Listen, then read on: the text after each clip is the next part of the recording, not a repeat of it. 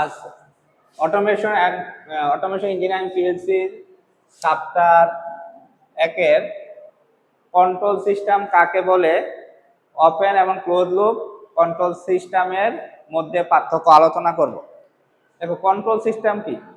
Control system এমন একটি system যা কোনো অটোমেটিকভাবে কোনো প্রসেসকে কি করে স্বয়ংক্রিয়ভাবে কি করতে পারে, নিয়ন্ত্রণ করতে পারে।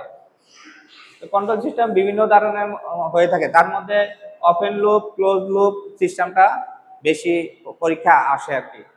তাহলে আমরা ওপেন লুপ এবং ক্লোজ লুপ সিস্টেমের মধ্যে পার্থক্যগুলো দেখবো। তাহলে পার্থক্যগুলো আমরা 5টা ভাগে দিব। প্রথমে সংজ্ঞাটা দিব, তারপর ইনপুট কোয়ান্টিটির উপর আউটপুটের প্রভাব আছে কিনা এটা দিব, আউটপুট মানটা কেমন থাকে এটা দিব, এই open loop close loop system কোথায় ব্যবহার করা হয়, আর ওপেন লুপ ক্লোজ লুপের মৌলিক উপাদানগুলো কি কি, আর চিত্র, ওপেন লুপের চিত্র এবং ক্লোজ লুপের চিত্রটা দিব। এখন আসো সংজ্ঞা আসো। তাহলে ওপেন লুপ সিস্টেম যে কন্ট্রোল সিস্টেম, ওপেন লুপ সংজ্ঞা হলো যে কন্ট্রোল, প্রথমে সংজ্ঞাটা দিব। ওপেন লুপ কন্ট্রোল সিস্টেম যে কন্ট্রোল সিস্টেমে কন্ট্রোল ইউনিট আউটপুটের উপর কি আউটপুটের উপর নির্ভর করে না।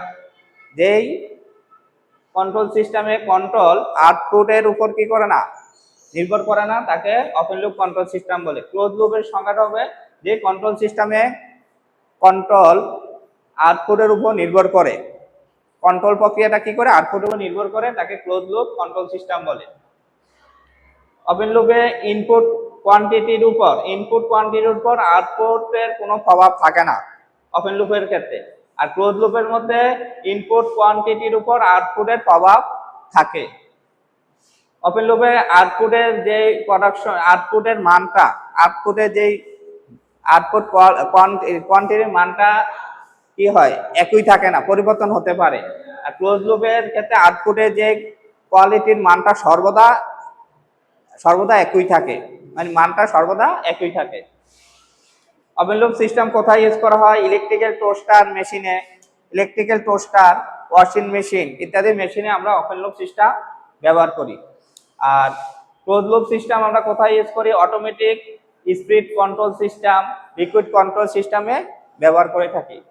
আর এবার হলো বেসিক উপাদান। ওপেন লুপ সিস্টেমের কয়েকটা বেসিক উপাদানের মধ্যে হলো ইনপুট, কমন ইনপুট থাকবে, রেফারেন্স সিলেক্টর থাকবে। আর ক্লোজ লুপ সিস্টেমের মধ্যে মৌলিক উপাদানগুলোর মধ্যে একটা কন্ট্রোল ইউনিট থাকবে, কম্পারিজম এলিমেন্ট থাকবে।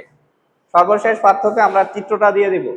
ওপেন লুপ কন্ট্রোল সিস্টেমের চিত্রের মধ্যে প্রথমে কমন ইনপুট থাকবে, একটা রেফারেন্স ইনপুট থাকবে, আর এখানে একটা রেফারেন্স সিলেক্টর থাকবে, একটা ডাইনামিক ইউনিট থাকবে, তারপরে এখানে আমরা আউটপুট পাবো।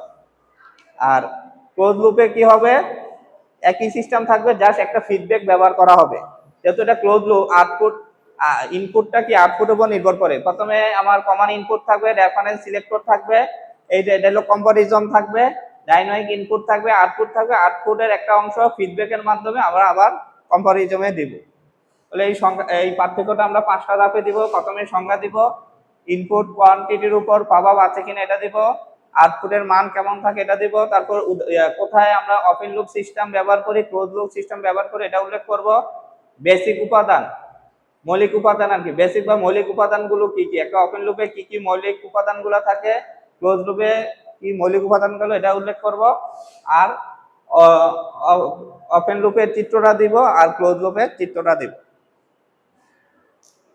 আচ্ছা, এই ছিল আমাদের ওপেন লুপ এবং ক্লোজ লুপের মধ্যে মৌলিক পার্থক্যগুলো।